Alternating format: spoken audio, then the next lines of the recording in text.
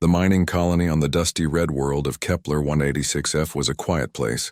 It was a collection of domes and low metal buildings, surrounded by a vast, empty landscape.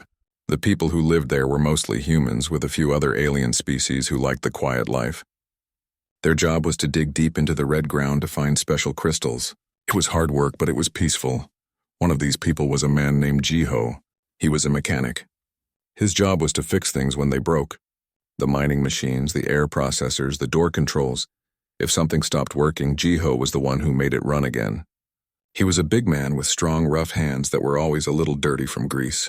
He did not talk much. He kept to himself, living in a small room near the main generator. His eyes were often tired, and sometimes they looked far away, as if he was remembering something he wanted to forget. He had not always been a mechanic. A woman named Su Min also lived at the colony. She was a scientist who studied the strange, simple plants that tried to grow in the harsh soil.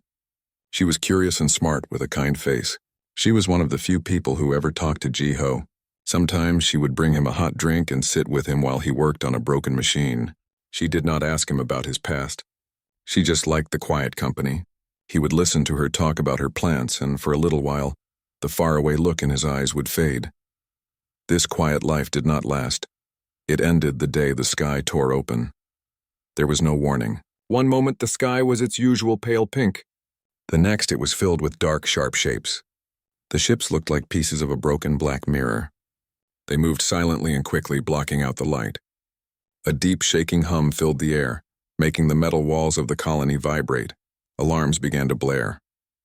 Red lights flashed. People ran out of buildings, looking up at the sky, their faces filled with confusion and fear. Jiho was fixing a power relay when the alarm started. He stopped what he was doing. His head tilted. He was not confused. He knew that sound. It was the sound of a warship. The tired look in his eyes vanished, replaced by a sharp, focused calm. He moved away from the machine and picked up a heavy wrench from his tool cart. It was not a weapon, but in his hand it could be. Su Min was in her lab, looking at a new fungus under a light. When the alarm sounded, she jumped. She looked out her window and saw the dark ships getting bigger. Her heart started to beat very fast. She felt a cold fear in her stomach. The sharp ships landed just outside the main dome. Their ramp slammed down into the red dust. Creatures walked out. They were tall, much taller than a human. They were covered in green and brown scales like a lizard. Their faces were long, with black pit-like eyes and mouths full of sharp teeth. They wore dark armor and carried energy rifles that glowed with a dangerous light. These were the Vikalar. They were a species known across this part of space for being cruel raiders. The Vikalar soldiers moved into the colony. They did not shoot to kill. They shot to scare. Bolts of bright energy hit walls and doors, exploding with loud bangs and sending sparks flying. The colonists screamed and tried to run, but there was nowhere to go.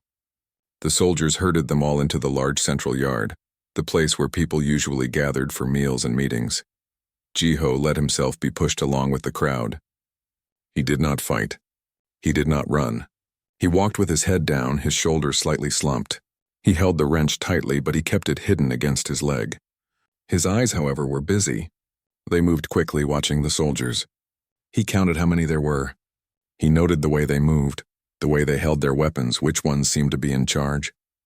He was studying them. Su Min was pushed into the yard next to him. She was shaking. "Jiho," she whispered, her voice trembling. "What is happening? What do they want?" Before he could answer, a new Vikalar walked out. He was bigger than the others, and his scales were covered in old scars. This was their leader, Captain Kale. He walked slowly through the crowd of terrified people, his cold black eyes looking at each person. His soldiers stood still, waiting for his command. He stopped in front of a big, strong miner. The miner looked angry and brave. "You will not get away with this," the miner shouted. Captain Kale made a low, hissing sound. It was a laugh. "Angry, stubborn, you will be difficult." He gestured with a clawed hand. Two soldiers grabbed the miner and dragged him away. He was not taken to the ships. A moment later, the sound of a single energy shot echoed through the yard. A quiet gasp went through the crowd. The message was clear. They did not want the strong ones. Kyle moved on. He passed by a woman who was very smart, the colony's lead engineer. She was trying to look small, Clever eyes, Kale hissed. Sly, you will cause problems. She too was taken away. The same sound followed. He was not looking for workers. He was looking for something else. He wanted people who would not fight back. He wanted the ones who looked soft and easy to control. He wanted to prove that humans were a weak species. His eyes moved over the crowd and finally landed on Jiho. Jiho was standing perfectly still. He had made himself look smaller. He kept his gaze on the ground, his face a mask of simple fear. In his hand, he held the wrench like a child might hold a toy for comfort. Captain Kale walked up to him. He was so much taller. He leaned down, his sour breath washing over Jiho's face. Look at me, he commanded. Slowly, Jiho looked up. His eyes were wide. He let his lip tremble just a little. Kale looked him over. The dirty clothes. The greasy hands. The simple tool. The face that showed only fear. This one, Kyle said, his voice a rasp of satisfaction. He pointed a sharp claw at Jiho's chest. This is a perfect example. No fight, no cleverness, just fear. He will be our primary test subject. We will learn about human weakness from him. The soldiers moved to grab Jiho. That was when Su Min, seeing her only friend being taken, forgot her own fear. She stepped forward. No, leave him alone, she cried out. Kyle turned his head, annoyed by the noise. He saw her, small and defiant. A control subject, he decided, as if picking out a second piece of fruit. Take her too. We will see how long her spirit lasts. Soldiers grabbed both of them. They pulled Jiho's arms behind his back. He did not resist. He let the wrench fall to the ground with a clatter. He looked back at Su Min, and for a second his eyes met hers. It was not a look of panic. It was a quick, sharp look. A look that said, "Be ready." Then he let his head droop again, playing his part. The other colonists could only watch in horror as the two of them were dragged away toward the dark, sharp ships. They were pushed up the ramp and into the cold, dark inside. The air smelled strange, like metal and something sour. The ramp closed behind them, sealing them in. The last thing Jiho saw was the red dust of the colony yard, the frightened faces of his neighbors, and the pale pink sky. Then there was only darkness. As the ship's engines roared to life and the floor began to vibrate, Jiho stood up straight. The fear was gone from his face. The slumped shoulders were gone. He was standing tall now. The look in his eyes was no longer tired or afraid. It was cold and hard. It was the look of a soldier. It was the look of a man who knew how to fight. It was the look of a man who had just been taken from his home and who had no intention of staying a prisoner. The Vikalar thought they had captured a simple, weak man. They were wrong. They had just brought a storm onto their ship, and they did not even know it. The inside of the Vikalar ship was as cold and sharp as its outside. The walls were made of a dark, ridged metal that seemed to swallow the light. The air was thin and carried a strange chemical smell that stung the nose. Jiho and Su Min were dragged down a long hallway. They passed closed doors with glowing symbols they could not read. The only sounds were the heavy footsteps of the soldiers and the low, constant hum of the ship's engines. The soldiers stopped at a smooth section of wall. One of them pressed a claw against a hidden panel. A section of the wall slid open with a hiss, revealing a small, dark room. It was a cell. There was no bed, no chair, no toilet, just a flat metal bench and a drain in the floor. The soldiers pushed Jiho inside. The door hissed shut behind him, plunging him into darkness. A moment later, he heard another hiss further down the hall. They had put Su Min in a separate cell. Jiho did not panic. He stood still in the complete blackness, letting his eyes adjust. He listened. He could hear the faint vibration of the ship through the floor. He could hear the distant sound of Vikalar voices, rough and guttural. He took a deep breath of the foul air and let it out slowly. He was a prisoner, but he was alive. For now, that was enough. He began to explore his cell with his hands. He walked slowly, his fingers tracing the walls. They were perfectly smooth and solid. He found the bench and the drain. He felt the door. There was no handle on the inside. It was seamless. He found a small slot at the bottom, just big enough for a tray to be pushed through. That was it. It was a box designed to hold a living thing and nothing more. After what felt like a long time, a light flickered on in the ceiling. It was a harsh white light that made him squint. The slot at the bottom of the door opened, and a metal tray was shoved inside. On it was a lump of gray paste and a cup of cloudy water. Jiho looked at it. He was hungry and thirsty, but he did not touch it. He did not know what was in it, He remembered the look in Captain Kale's eyes. They were not just jailers. They were scientists who thought of him as an animal in a cage. He sat on the bench and waited. Soon the door hissed open again. 2 Vikalar soldiers stood there. One of them gestured for him to come out. Jiho stood up slowly, keeping his head down. He made his body look soft and unthreatening. The soldiers did not speak to him. They just pushed him down the hall to a different room. This room was bright and full of strange machines with glowing screens and sharp tools. Captain Kale was there watching him. A smaller Vikalar in a different type of suit was operating one of the machines. "Place the specimen on the platform," Kyle said. The soldiers forced Jiho to stand on a circular plate in the center of the room. Bands of energy snapped around his wrists and ankles, holding him in place. He struggled a little, just enough to seem afraid. He let a small sound of fear escape his lips. The Vikalar in the suit pressed buttons. A wave of force slammed into Jiho. It felt like a heavy weight was pressing down on every part of his body. It was hard to breathe. It was a gravity simulator. They were testing his limits. He groaned and let his knees buckle, acting like it was too much for him. The pressure increased. He gasped for air, his face showing real pain now. He was strong, but this was pushing him to his edge. After a minute, the pressure stopped. Kale made a note on a data pad. Weak skeletal structure. Low endurance. As expected, the next test was temperature. One moment, the room became freezing cold. Frost formed on Jiho's skin and his breath came out in white clouds. He shivered violently, his teeth chattering. Then, just as suddenly, the cold was gone and a terrible heat took its place. It was like being in an oven. Sweat poured off him, and the metal bands around his wrists grew hot. He cried out, twisting in the restraints. Through it all, he watched. He watched how the Vikalar scientist operated the machine. He saw which buttons he pressed. He saw where the power conduits ran along the wall. He stored every detail away in his mind. When they finally took him back to his cell, he was exhausted and sore. He collapsed on the bench. The door shut, and he was alone again. He lay there in the dark, catching his breath. The tests were brutal, but they were also giving him information. He was learning about his captors. A few hours later, he heard a soft tapping sound. It came from the wall. It was not a random noise. It was a pattern. Tap, tap, pause, tap. It was the simple code they used in the colony for checking on someone in a dust storm. "A question, are you okay?" It was Sumin. Jiho sat up. He tapped back on the wall. Tap, tap, tap. "I am here." He could not see her, but he could imagine her in the next cell, listening. He moved his mouth close to the wall where the sound came from. The wall was cold against his lips. "Sumin," he whispered, his voice very low. "Can you hear me?" A moment passed. Then her whisper came back, faint and thin through the metal. "Yes, I hear you." "Are you hurt?" "I am okay," he whispered. "They are testing us. We must be careful. We must watch them." "I am scared, Jiho." "I know, but listen, be smart. Do not show them you are smart. Act weak, act confused. Do you understand?" "Yes," her whisper came back. "I understand." This became their routine. After every test, they would talk through the wall. Jiho would tell her what he had seen.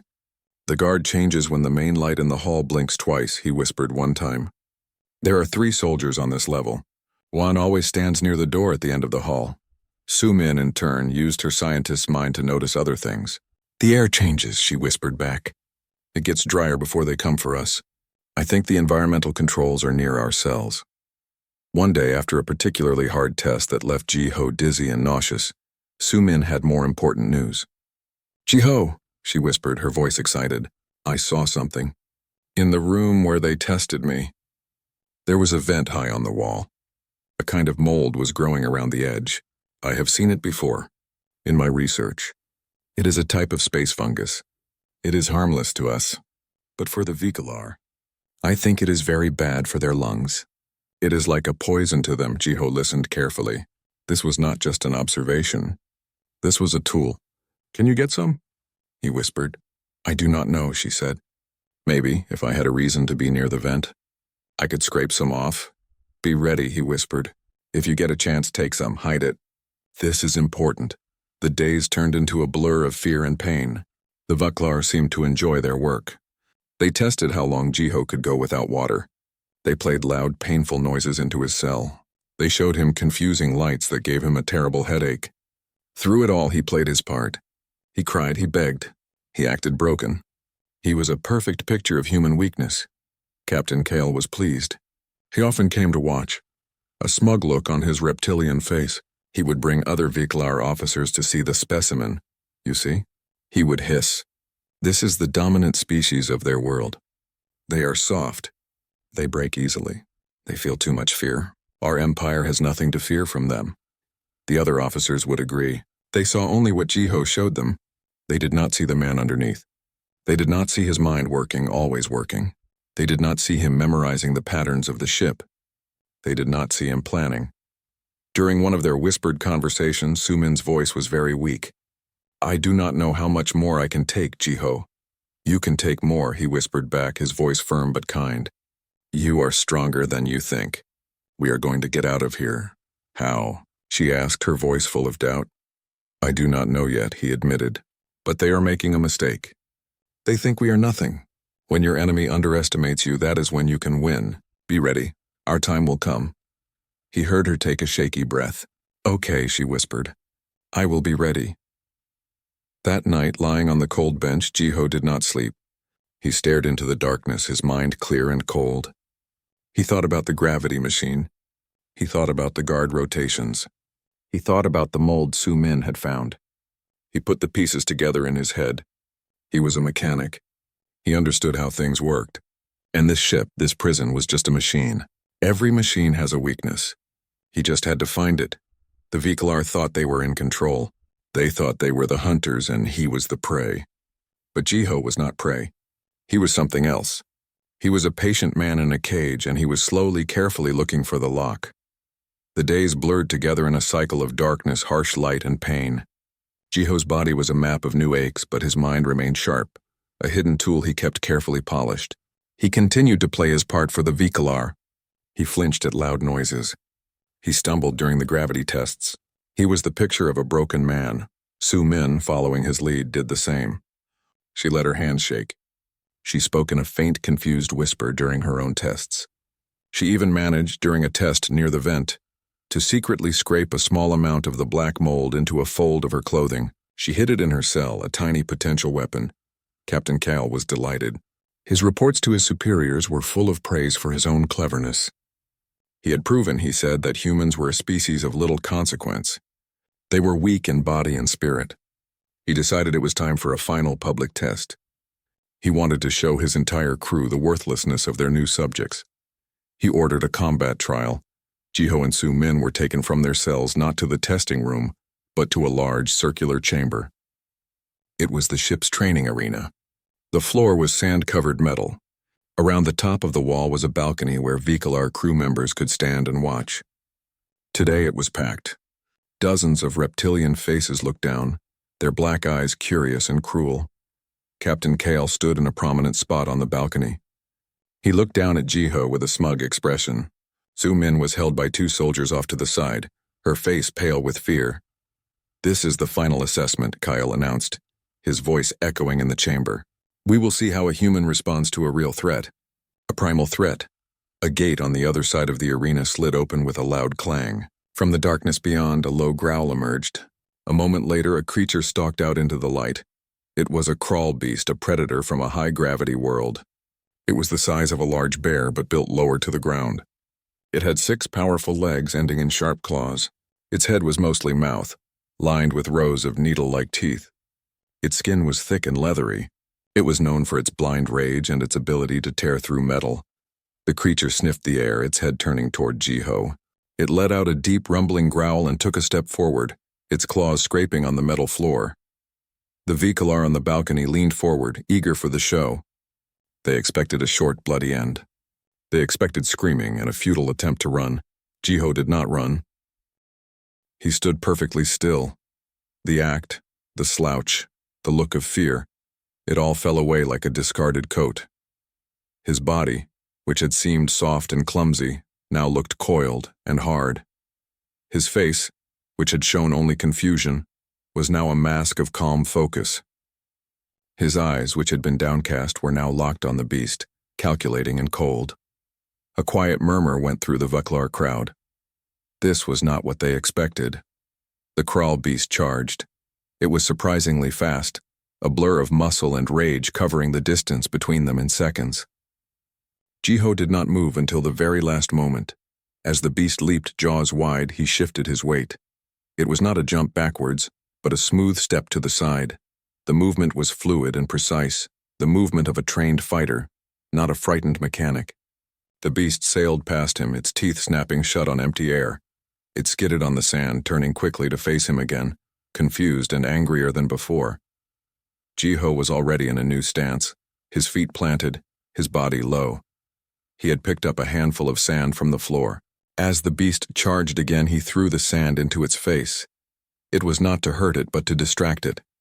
The beast shook its head, blinded for a split second. That was all Jiho needed. As the beast lunged once more, he moved forward to meet it.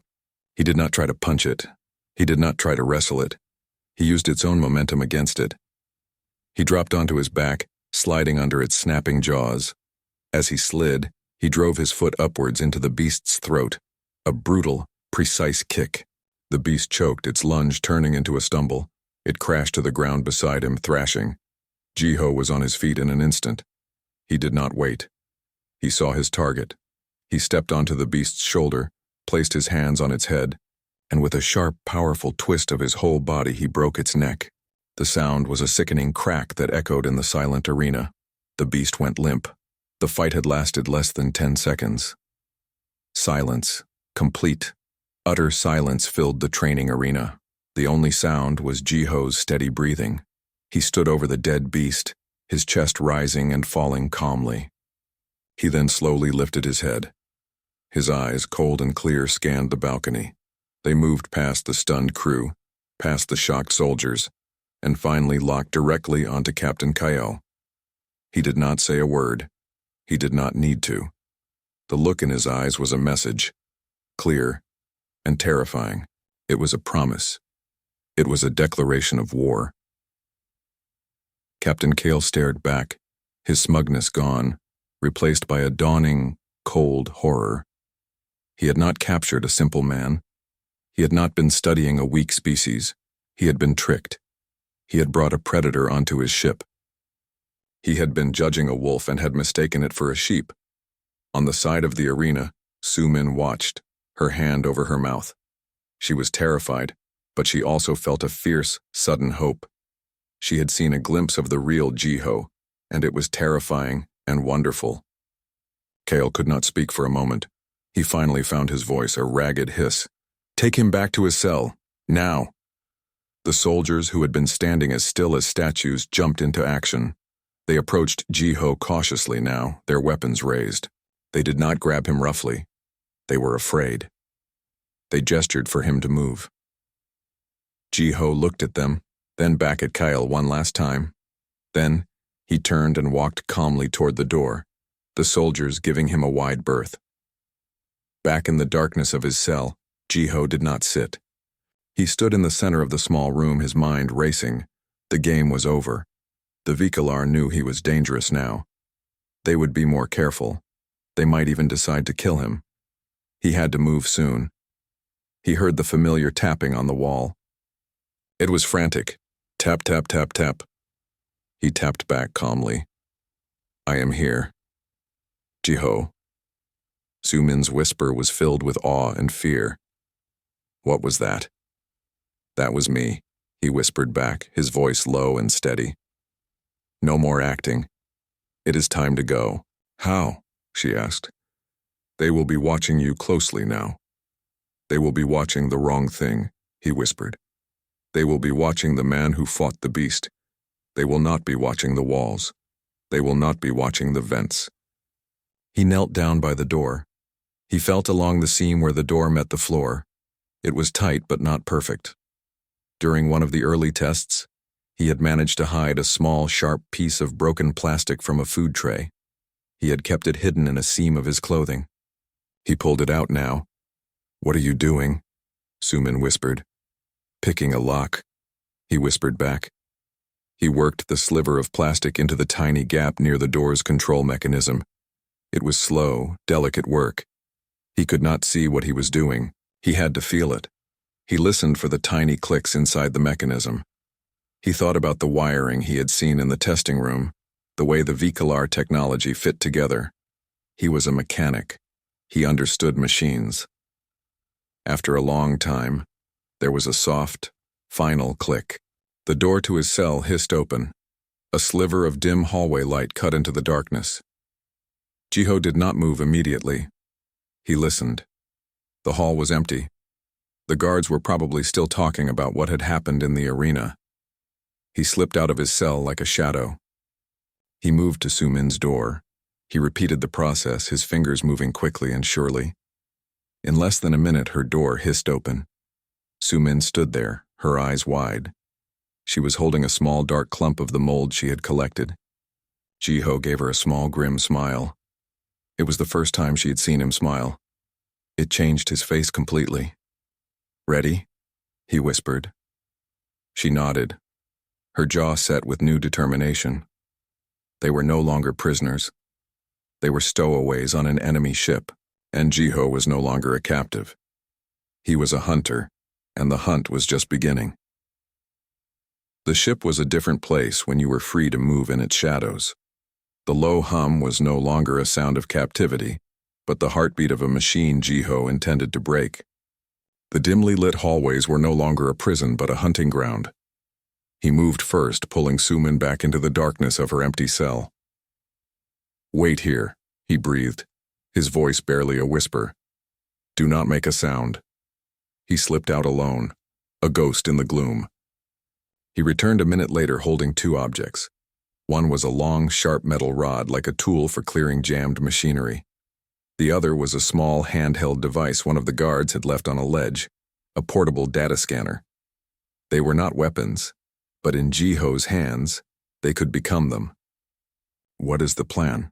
Sumin whispered, her knuckles white as she clutched the lump of toxic mold. "We make them afraid," Jiho said, his eyes cold and flat. "They think they are hunters. We show them they are wrong." He led her out of the cell block, moving with a silence that seemed to swallow sound. He did not run. He walked with a predator's patience, pausing at every corner to listen. He remembered everything from his forced walks to the testing room. He knew the way to the ship's lower decks, where the environmental controls and power conduits were located. Their first stop was a maintenance shaft. Jiho used the sharp end of the metal rod to pry the vent cover open. The opening was small and dark. "In there," he said. "It will lead to the air systems. Do you remember what you told me? About the mold?" Sumin nodded, understanding dawning in her eyes.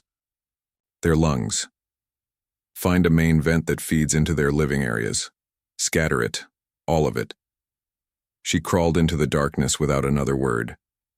Jiho slid the cover mostly back into place and moved on. His goal was different. He found a small unoccupied utility room filled with humming power converters. He used the data scanner, figuring out its basic functions. He saw a schematic of the ship's power grid. He studied it for a moment. Then he went to work with his metal rod. He did not smash anything. He was a mechanic. He applied precise, targeted force. He loosened a connection here. He redirected a power flow there. He caused a small overload in a non-critical system. A moment later, alarms blared in a distant part of the ship. The lights in the hallway outside the utility room flickered and died, plunging the corridor into emergency red lighting. He could hear the confused shouts of VCLR soldiers running toward the fake crisis. He smiled in the dark. It was a small thing, but it was a start. He met Sumin back at the vent. She was covered in dust, but her eyes were bright. "It is done," she said. "I found a large pipe.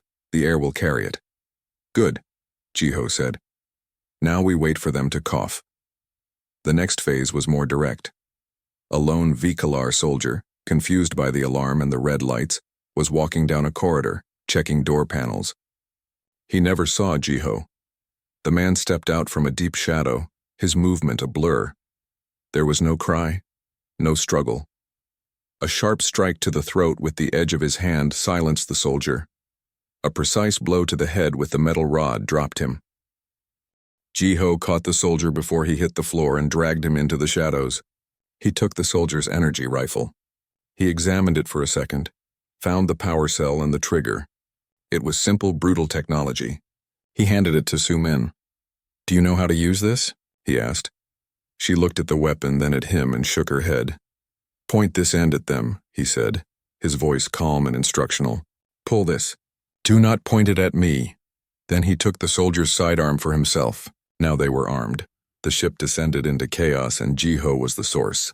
He was not trying to fight the whole crew. He was trying to break their minds.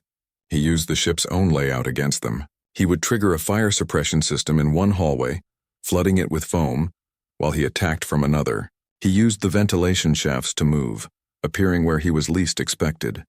The Vikalar were warriors. They were trained for battle, for facing an enemy they could see. They were not trained for a ghost. They found their comrades unconscious in dark corners. They heard footsteps where no one should be. Alarm sounded for no reason. And then a new problem began. A strange, racking cough started to spread through the crew. Soldiers would be on patrol and suddenly double over, gasping for air. It was the mold, doing its slow, invisible work. Captain Kale stood on his bridge, his fists clenched. Reports flooded in, each one more confusing and frightening than the last. Systems were failing. Crew members were sick. Soldiers were being found injured. "All because of one human. Find him!" Kale roared. "He is one. We are hundreds. Tear the ship apart." But finding a ghost is hard. Jiho's goal was not to win a war. It was to send a message. He needed to get a signal out. He remembered the location of the main communications array from the ship schematics he had seen. Fighting their way there was the hardest part. They encountered a pair of soldiers in a narrow hallway. Su-min, her hands shaking, raised her rifle. She closed her eyes and pulled the trigger. A bolt of red energy shot out, hitting the wall and scattering sparks. It was enough. The soldiers ducked for cover and Jiho moved.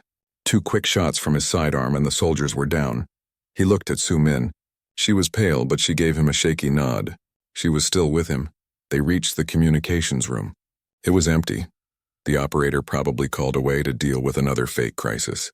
Jiho went to the main console. The symbols were alien, but the principles were the same. Power frequency, transmission. He used the stolen data scanner to help him decipher the controls.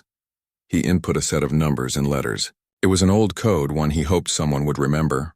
It was his old military call sign. A ghost from a past life. Then he opened a channel and recorded a short, simple message. He did not say his name. He did not ask for help. He just spoke the facts. Vikalar Raider vessel. Designation. Talon, current location is... He read the coordinates from the ship's own navigational display. Then he ended the message with the same 2 words from his call sign. Jiho. Active. He set the message to repeat, broadcasting it on a wide band on a frequency used by United Earth Command. A desperate signal in the dark, he turned to Su-min. "They will come for this room now. We need to hide." As they slipped away, they could hear the pounding of boots and the angry shouts of Vikalar soldiers converging on the communications array. They had taken the heart of the ship's ability to call for help, and in its place they had sent out a cry for their own. The hunt was not over, but the world outside now knew. The Vikalar had seized one human, and the price for that mistake was now being paid in blood and in fear, within the metal walls of their own ship. The United Earth Command battleship Resolute was a sharp, gray spear cutting through the blackness of space. On the bridge, the mood was calm and professional. Commander Jun sat in his chair, his face relaxed but his eyes missing nothing. Lieutenant Hana stood at her post, her eyes scanning the data on her screen. "Long-range scan is clear, Commander," she said. "No contacts," Jun nodded. It was a quiet patrol. Then a soft, insistent beeping came from Hana's console. She looked down, her brow furrowing. "Sir, I'm picking up a repeating signal. It's on an old military frequency, very faint." "Put it through," Jun said, sitting up a little straighter. A voice calm and clear filled the bridge. "Vikalar Raider vessel. Designation Talon. Current location is..." A string of numbers followed. Then 2 final words that made the blood drain from Hana's face. "Jiho active." The bridge went utterly silent for a moment. Everyone knew the name. Jiho was a legend. A soldier from a brutal war everyone thought was over. A soldier they thought was dead. Hana turned to Jun, her voice tight with shock. "Sir, it's a call sign. It's from a Vikalar ship." Jun's calm expression was gone, replaced by the hard face of a warrior. He knew what that name meant. If Jiho was active, it meant hell was happening on that ship. Confirm those coordinates. All hands, battle stations, set an immediate course maximum burn. I want weapons hot and boarding teams ready the second we drop out of warp. The Resolute came alive with the sound of alarms and running feet. The great ship turned, its engines glowing bright as it shot toward the signal. Inside the Talon, the chaos was turning to panic. The constant alarms had worn the crew down. The strange coughing sickness was spreading. And the human ghost was still among them, striking from the shadows and then vanishing. Jiho and Sumin moved through a service corridor. They were tired and dirty, but they were free. They had just disabled a power relay, plunging another section of the ship into darkness when the entire vessel shuddered. It was not a small tremor. It was a deep, violent shake that came from outside. A new alarm, louder and more urgent than all the others, began to blare. Red lights flashed. A voice shouted over the ship's intercom in the Vekalar language, full of fear. Sumin looked at Jiho. What was that? Jiho listened to the new alarm. A slow, grim smile spread across his face. That, he said, is the cavalry. On the bridge of the Talon, Captain Kale stared in horror at his main screen. The United Earth battleship Resolute hung in space before them, massive and imposing. Its weapons ports were open and glowing with energy. A communication came through. The face of Commander June appeared on the screen. He did not look angry. He looked cold and serious. Vekalar vessel Talon. June's voice was flat. You have personnel on board that belong to us. Power down your weapons and engines. Prepare to be boarded. If you resist, we will open fire. Kale felt a cold fear in his stomach. His ship was wounded from the inside. His crew was sick and disorganized. He could not fight a battleship. Rage and shame filled him. He had been defeated by one human. He slammed his fist on his console, cutting the communication. They want aboard? Let them try. He snarled to his crew, but his crew looked scared. They had already been fighting a war they could not win. Back in the corridors, Jiho knew what was coming. The UEC is here. They will send boarding parties. We need to get to a main airlock. He led Sumin through the shaking ship. They encountered a group of Vekalar soldiers, but these soldiers did not attack. They were coughing, their weapons held loosely. They saw Jiho, and instead of raising their rifles, they backed away, their eyes wide with fear. The fight had gone out of them. They reached a large central hallway that led to a primary airlock. As they did, the giant outer door of the airlock began to open, melting inward from the heat of a UEC cutting torch. With a final groan, the door was pushed inward, clanging onto the floor. Standing in the opening were figures in familiar gray and white armor, human soldiers. At their front was Lieutenant Hana, her helmet off, her rifle held ready. Her eyes scanned the hallway, and then they found Jiho. She had seen old pictures of him. He was thinner now, and his face was covered in grime and a small cut, but the eyes were the same. The calm, focused eyes she remembered from the mission briefings. Jiho, Hana said, her voice full of disbelief. Jiho gave a single, slow nod. Lieutenant, the UEC soldiers quickly moved into the hallway, securing the area. The few Vekalar nearby offered no resistance. They simply dropped their weapons. Hana's team moved past them, heading for the bridge. Jiho and Sumin stayed by the airlock, watching as the human soldiers took control of the ship. It was over. Soon the soldiers returned, escorting a group of Vekalar officers. At the front was Captain Kale. His head was bowed, his pride completely broken. As he was marched toward the airlock, he saw Jiho. Kale stopped, his black eyes looking at the human who had destroyed his ship and his reputation. He saw no monster. He saw only a man standing tall and quiet next to the woman he had protected.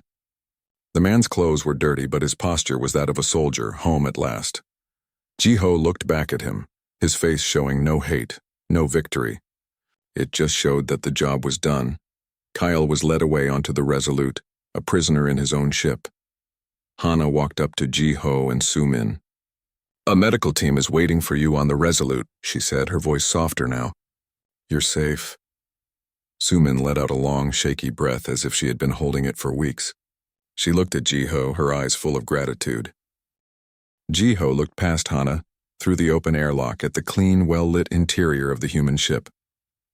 He then looked back at the dark, scarred hallway of the Talon. He had walked into the ship as a prisoner, pretending to be weak. He was walking out of it having taught the entire Vekalar race a lesson they would never forget. He had not needed an army. He had not needed a great warship. All he had needed was his mind, his will, and the help of a friend. The story spread quickly across the galaxy. How the mighty Vklar raiders had captured a single, seemingly harmless human, and how that one human had made them pay a price in blood and terror. It became a warning, a story told in bars on distant worlds and in briefing rooms of alien militaries. Do not underestimate the humans. They may seem soft, they may seem young, but if you push them, if you threaten one of their own, you will not be fighting their soldiers or their ships at first. You will be fighting a spirit that is relentless. You will be fighting a will that does not know how to give up. The extraterrestrials had seized one human, and the galaxy had learned that for some debts there is only one currency: blood.